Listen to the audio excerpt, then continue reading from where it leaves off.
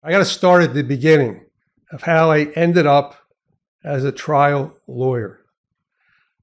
When I was about 10, instead of watching cowboys and Indians, I decided I wanted to watch Perry Mason.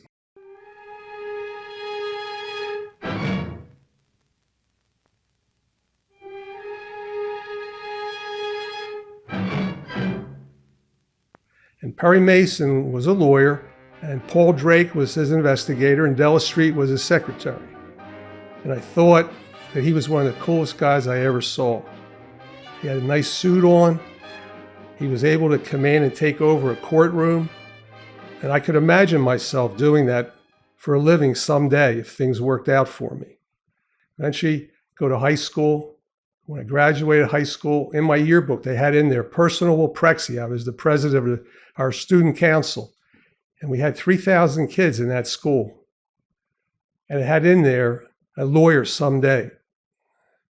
Then I got to college, and I wasn't exactly the best student because I thought I was going to go to Vietnam. But I was able to get through and graduate. And then when the time came to take the LSATs for the first time, I made the mistake of going out with my friends and drinking that night. So when I took the LSATs, I got the scores. My guidance counselor in college said to me, "You can forget about being a lawyer." I said, "Well, I had a bad night." She says, "What kind of bad night?" And I told her. I said, "I was out drinking. I figured I could do well on this." She said, "You're going to get one more chance to do it." She said, if you get a score that's so different than the first one, then you may have a shot at getting into law school. So I figured, okay, I'm not going to drink. I took it the second time, and the scores were such that I got into 6 out of 6 law schools. So at that point, I realized that I better grow up, and I better learn how to be a good lawyer. And I was in Philadelphia. I didn't know how to try cases. You can't learn how to try a real case from Perry Mason. So I had to figure out a way on my own to educate myself on how to be a trial lawyer. So I had a lot of free time. I was making $75 a week. My uncle, who was a small-time lawyer in this city, shared an office with me. I didn't have my own office. I didn't have my own secretary. I didn't even have an appointment book. So what happened is I would sneak off and I would go to the different courtrooms. I would go to the courtrooms in City Hall. I would go to the federal courthouse, and I would watch lawyers. And I came up with 4 that I thought were really great. They looked great in court. They sounded great. They were entertaining. I could see the juries liked them, and they were captivating the juries. One was Bobby Simone. Bobby was a mob lawyer. He represented a lot of mobsters. Then there was Emmett Fitzpatrick, who was Irish. If you listen to Emmett in the courtroom, he could take you back to 4th of July. You're celebrating Independence Day.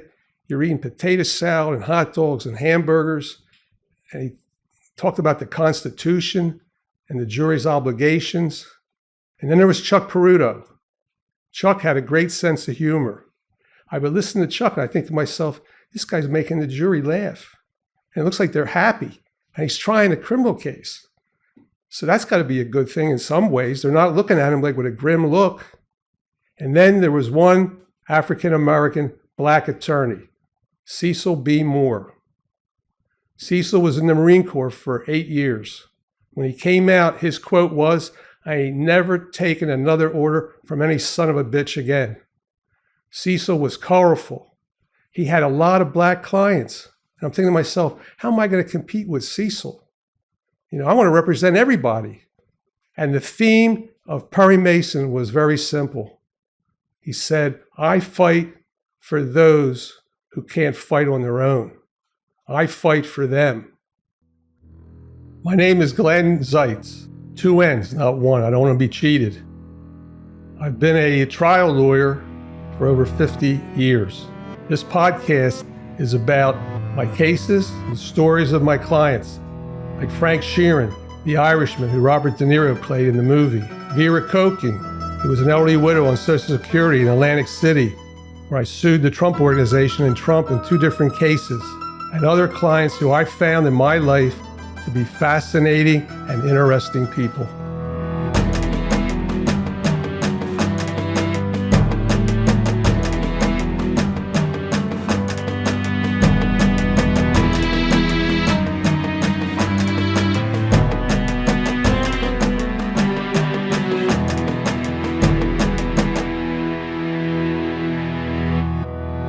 So I'm thinking, how am I going to fight when I got to compete with these guys? So when I saved up enough money, I was thinking about Cecil more than anybody on this one, because my uncle would send me to the police district and his standard fee was $150, which was low. I'm thinking, we should be getting more money than that.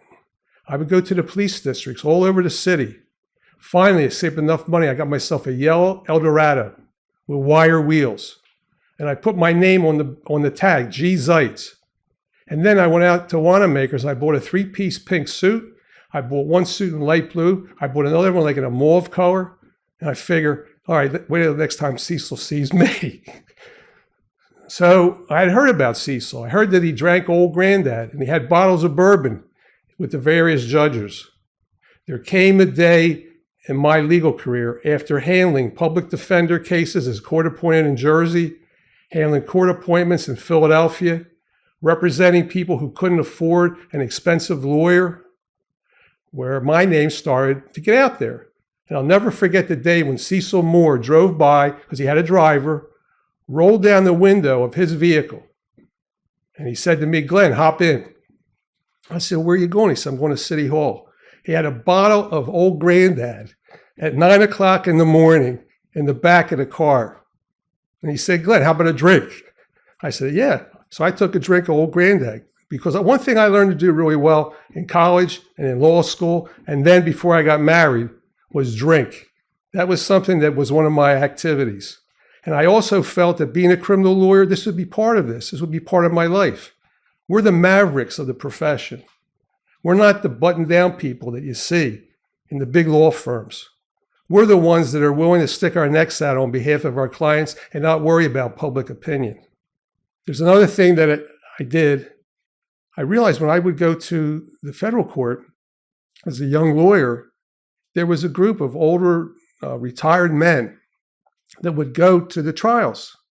And they would watch the trials because it was entertainment, to watch lawyers fighting in big cases and stuff. So I became like one of them. When I was there watching, they were there. Only I was a real lawyer. And then I became friends and I would start talking to them. They even had a name for me. They called me Zeitzy. And at the end of the day, I would go and talk to them and say, "How am I doing? What do you think?" There came a time in my life, at the end of 1979, I was a lawyer for about 7 years, where I met a man named Louis Buttone. And he got my name from an investigator who I had used on some of my cases. Lou was dissatisfied with his lawyers. He was indicted in federal court in Philadelphia. The judge was Judge Van Arsdalen. His co-defendant was Frank Sheeran, the Irishman. And Lou decided, along with his wife, Catherine, to hire me to represent him. And Frank was represented by one of my silent mentors, Emmett Fitzpatrick. So I got involved in the case. I didn't get that much money, but I knew one thing. I knew that I had somebody who I felt was innocent. He had 14 children. He had, I think, 3 that were theirs and about 11 adopted children. And he was the head of Teamsters in 107, the biggest local, over 10,000 members back in that day. So I got involved and I took that case. I have to be honest, I was also thinking to myself, since I'm with Emmett, Emmett could do the first opening. Emmett could do the first cross-examination. So a lot of this work he could do, and he was far older than me. And I would do the following. I would sort of tag along, but I still would do what I had to do to protect my own client. So things didn't quite work out the way I planned them, because here's what happened. After I got involved in the case, the government filed a motion to sever, which is to separate the 2 cases. And the judge granted the motion. And Emmett went first. And Emmett Fitzpatrick tried Frank Sheeran, the Irishman's case, first, and I wasn't in the courtroom. Mine was going to come later.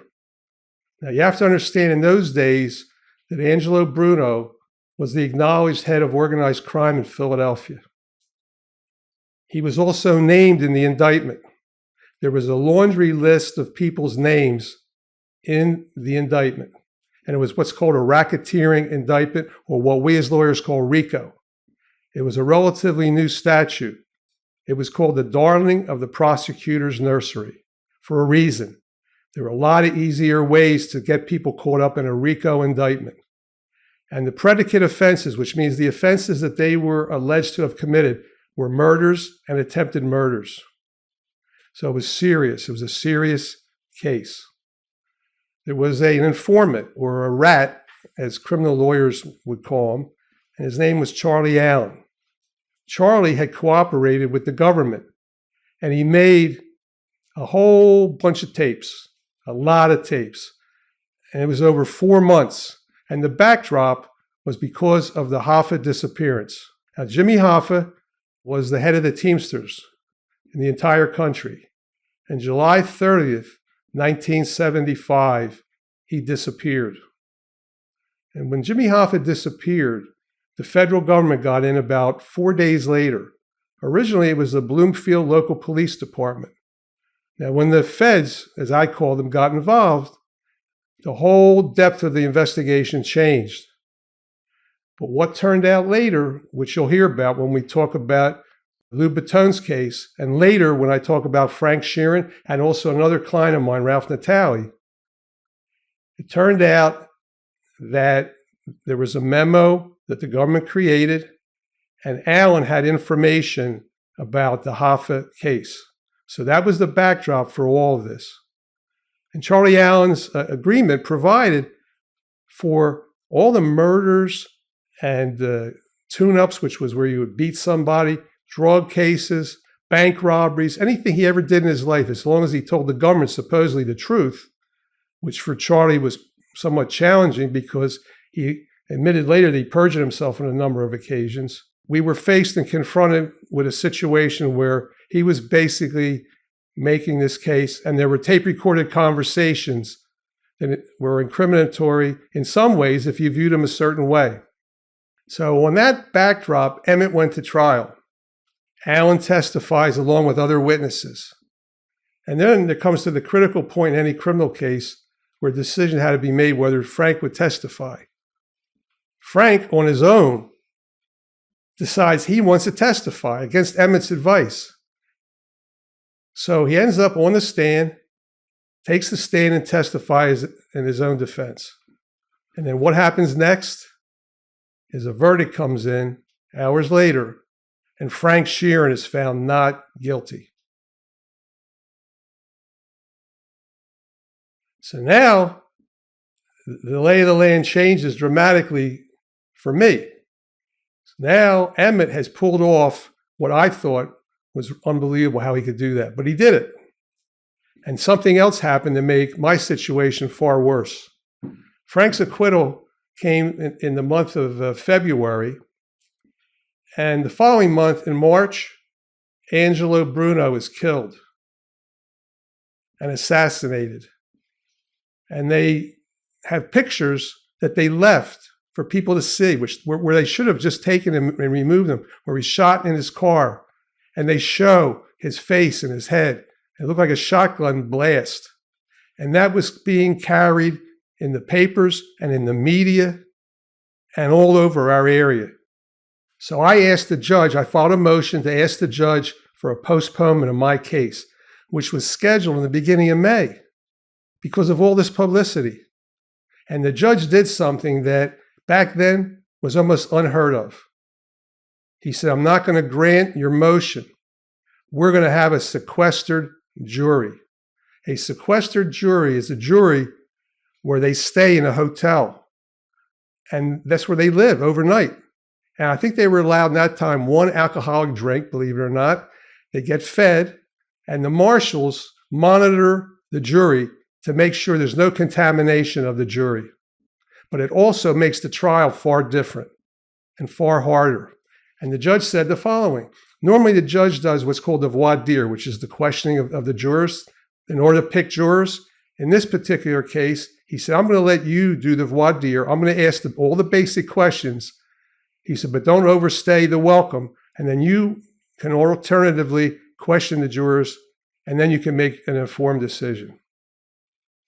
So that brought into play what my jury selection process was, which I've never publicly talked about because my concern always was, if I gave a seminar on this, then I'd be tipping off the opposition, and I viewed the government as my adversary at all occasions. So I'm going to tell you now for the first time how I picked a jury.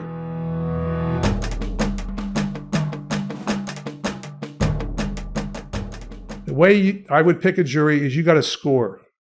If I gave you a 1 based on the criteria I was looking for, I want to keep you in the worst way. If you get a 5, you're gone. Now, when I say you're gone, there's what's called a peremptory challenge. You don't have to have a reason. In federal court, the lawyer for the defense gets 10, the government gets 6. If you run out of your 10, that's it. You're stuck with whatever jury you got there. So what I did was, I would give you a score. If you got a 5, you're out. If you got a 1, you're in. If you got a 2, you're real close to what I would really want. If you got a 4, then you're next in line to a 5. And the 3s were the following. I came up with a category of people that I called fillers. The fillers, I felt, are the kind of people that would probably just go along with the majority. So they wouldn't be the deciding people on my jury. So this is how I approached it from that standpoint. Then I knew the star witness, in my case, would be Charlie Allen. Now, I had the benefit from Emmett of being able to get the transcripts from the first case. So I had a good idea of how this case would unfold. So one of the questions I asked during jury selection was the following, which the judge permitted. I said, if any of you have a hardship, I want you to tell me and tell the court. I said, so for example, if you have an elderly parent you have to take care of, if you have kids, if your job, I came up with different reasons, but there was only one that I really cared about. What kind of pet, if any, they had. So I asked them, do you have a pet? I said, do you have a dog? Do you have a cat? And if you do, tell me. And then I found out if anybody had a dog, and I found out who had a cat. If you had a cat, you became a 1. You were going to be on my jury for reasons which I'll tell you later. So now we end up with our jury.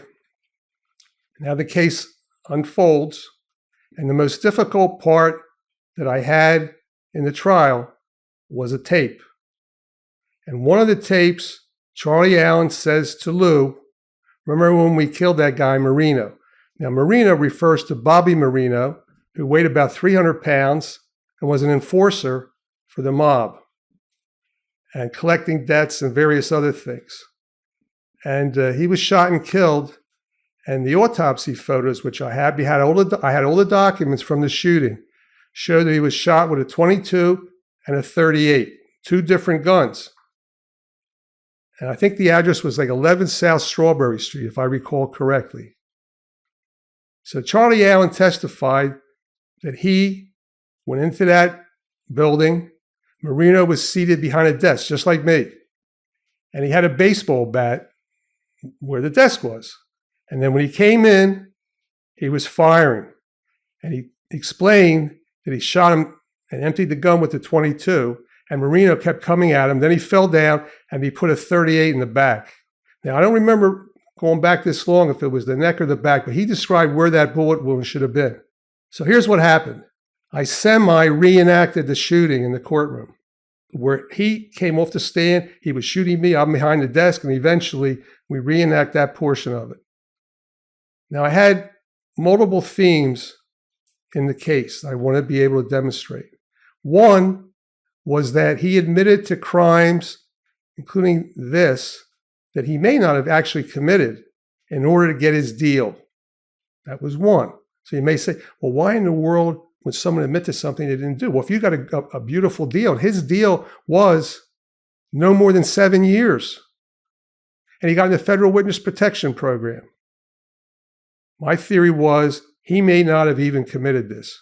But on the alternative, if it turns out that he did, I was able to discuss through a linguistics expert that I hired from the University of Pennsylvania the difference between the inclusive and exclusive we. Now, her name I think was Ellen Prince from the University of Penn. I didn't call her as a witness, but I used what she gave me in the case. So I knew that Lou would take the stand, and we had talked about all that. But I knew that the we was important.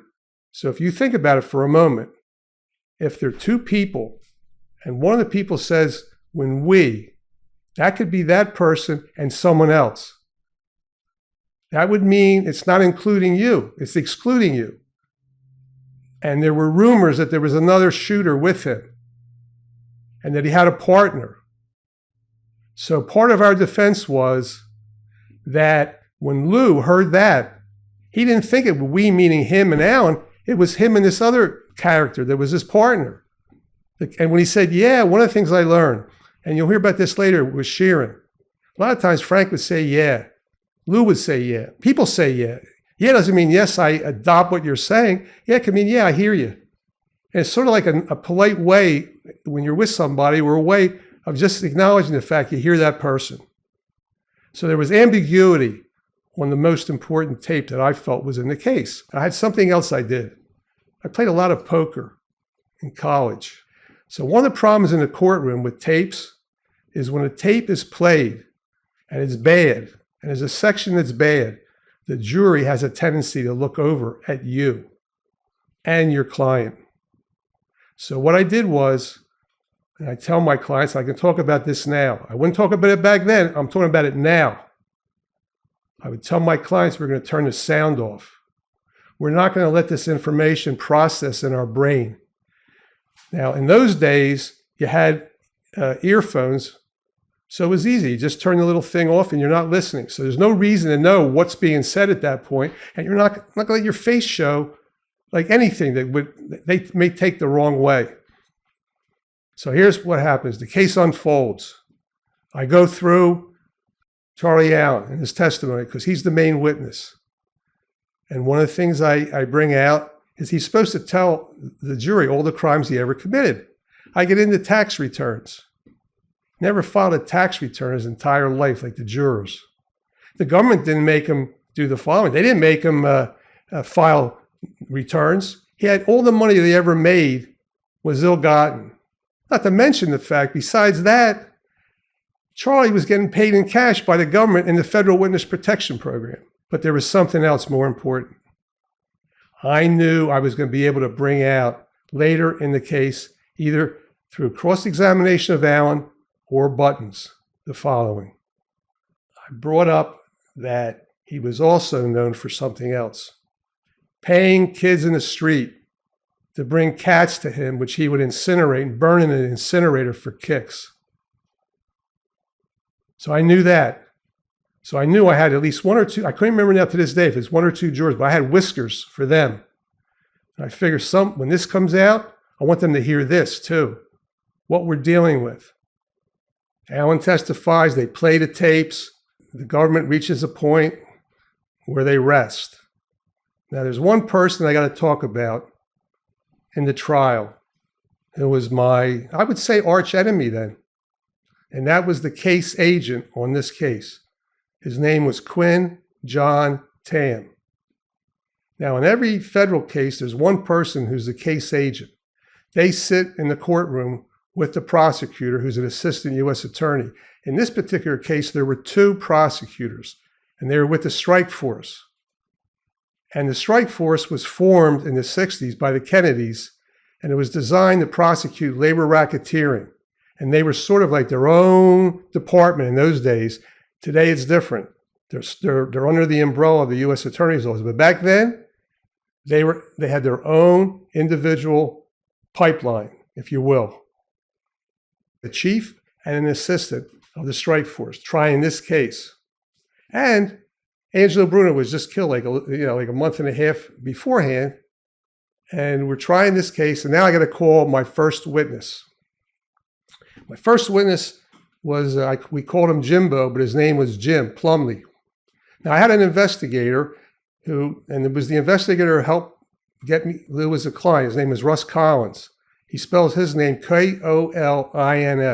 He's still alive. He's still an investigator, and he's worked on a number of my cases that you'll hear about shortly when we go through the other cases, including Frank The Irishman Sheeran, Ralph Natale, and others.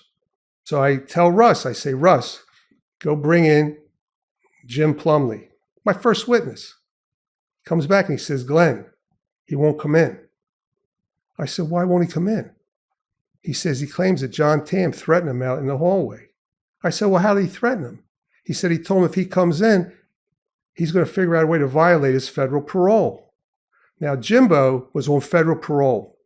If you have a witness who you're going to have testify and they have a criminal record, you bring that out. You don't hide it from the jury. I intended to tell the jury all about his record and then get his evidence in the courtroom. So I said to the judge, I had to say to the judge, say, Your Honor, will you excuse me for a moment? I need to go out in the hallway. I didn't tell the judge the reason or the jury. They're sitting there around the hallway. And I spoke to him. And I said, what's going on? He said, that man over there threatened me. He threatened me if I come in and testify, he's going to figure out a way to revoke my federal parole. So I said, look, Lou's life is on the line here. If you allow him to treat you like this, your whole life is going to be the same way.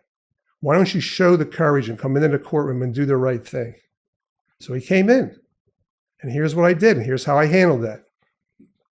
Put him on the stand. I said, Mr. Plumlee, thank you for gracing us with your presence. I said, will you tell the jury why we had to wait and they had to sit and wait for you and the judge and me and everybody? And Tam was in the courtroom.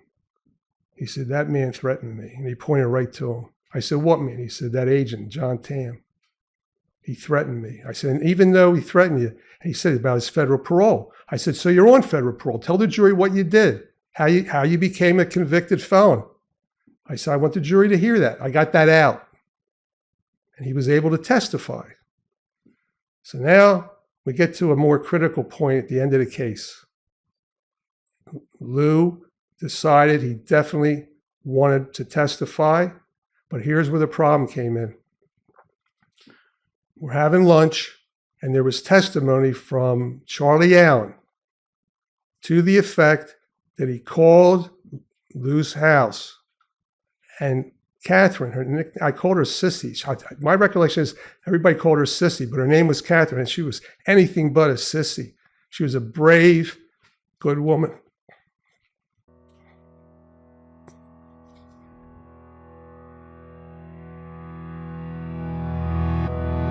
When I appeared in the courtroom for the first time, I was in the hallway.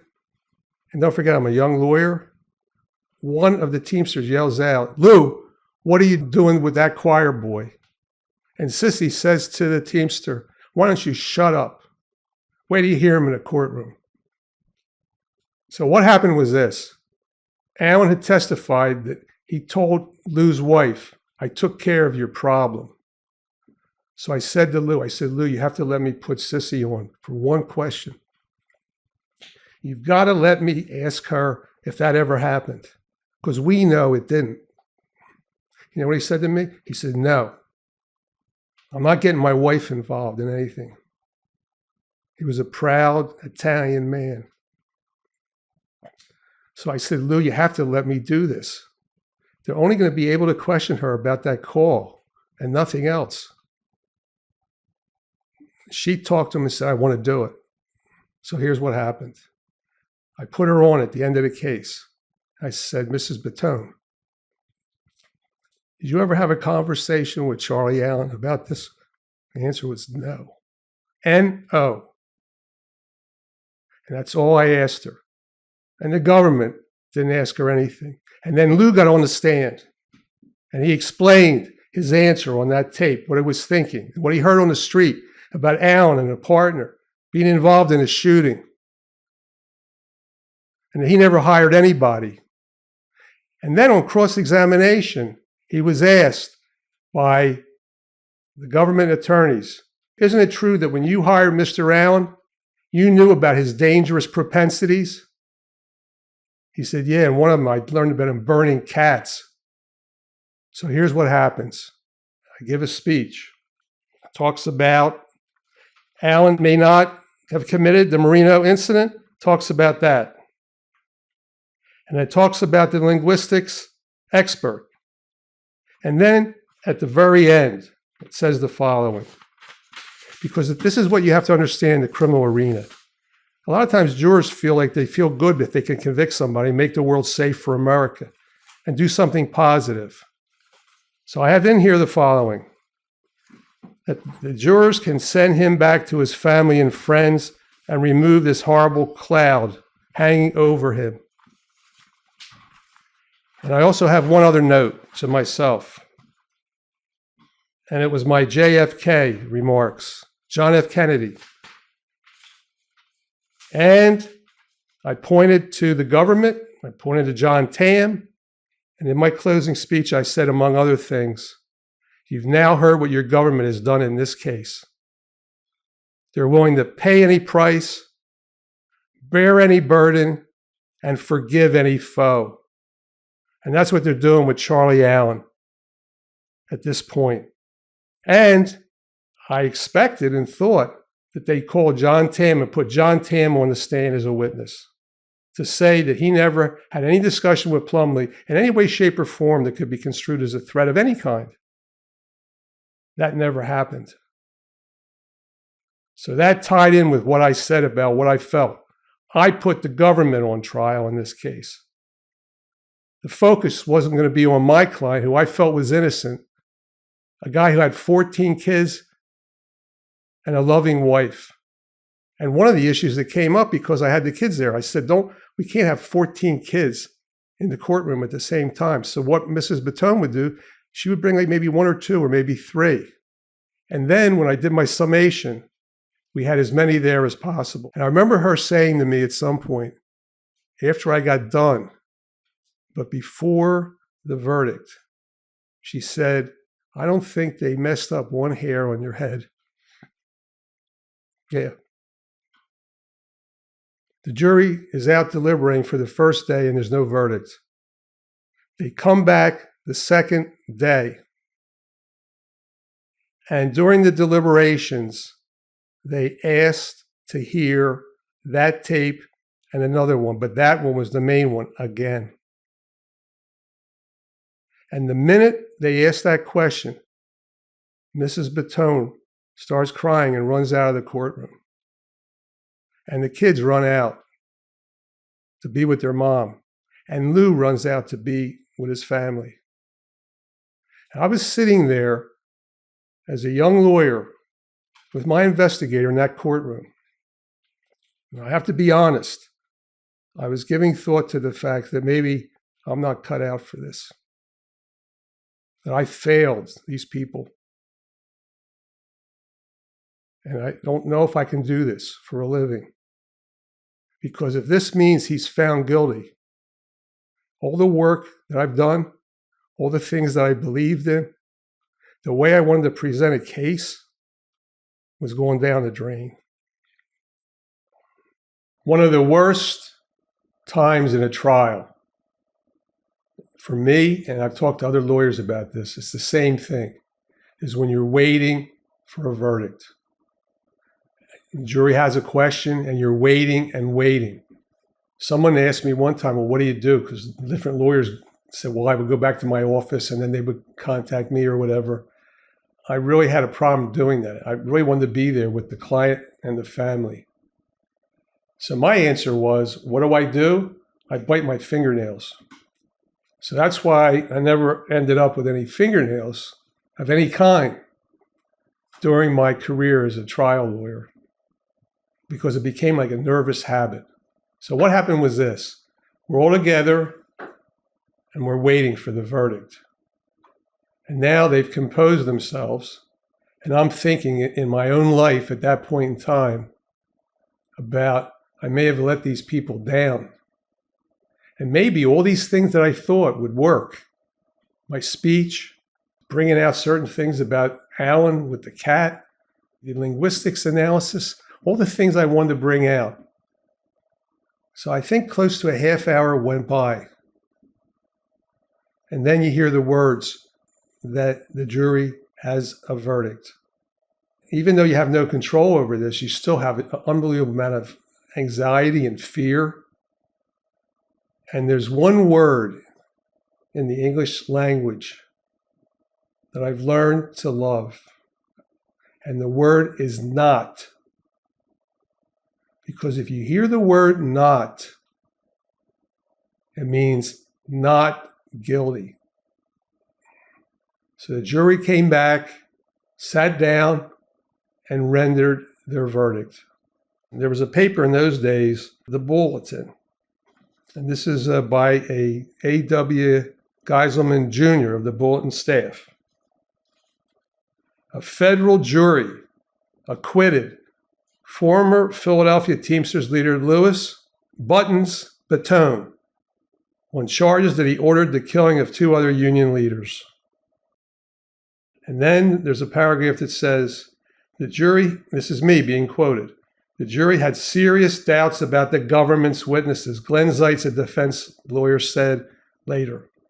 Then there's another article there by Jan Schaefer of the Inquirer. It says, jury acquits Bottone of conspiracy. Bottone, 46, of Roslyn, Montgomery County, heaved a loud sigh of relief and dabbed tears from his eyes.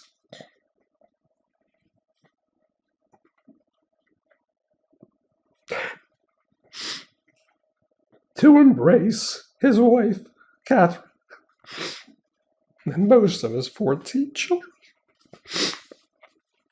Afterward, Mrs. Bottone hugged defense attorney Glenn Zeitz. Terrific, she said.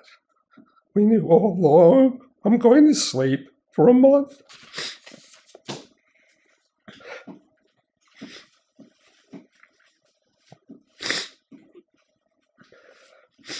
All the work and the tears, the fee, and there wasn't anything to talk about. Ratified that I could be a criminal defense lawyer.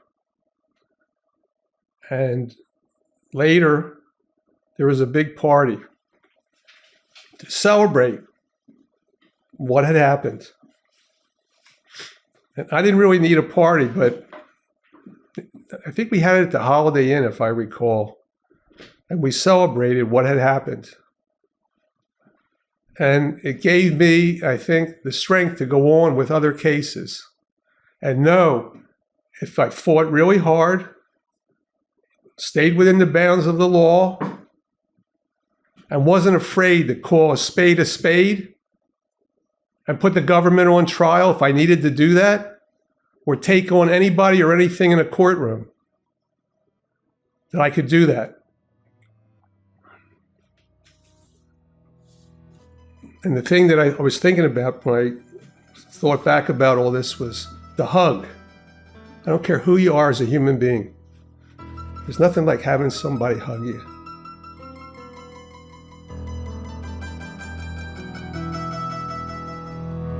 Thank you for listening to Philly Trial Lawyer Stories. If you want to learn more about me or my cases, go to glennzeitz.com, GLENNZEITZ.com. To contact me, email glenn@gazproductions.com. If you want to support Philly Trial Lawyer Stories, please leave a review wherever you get your podcast. And make sure you tell your friends and family too. Philly Trial Lawyer Stories is hosted by Glenn Zeitz and produced by Studio D Podcast Production.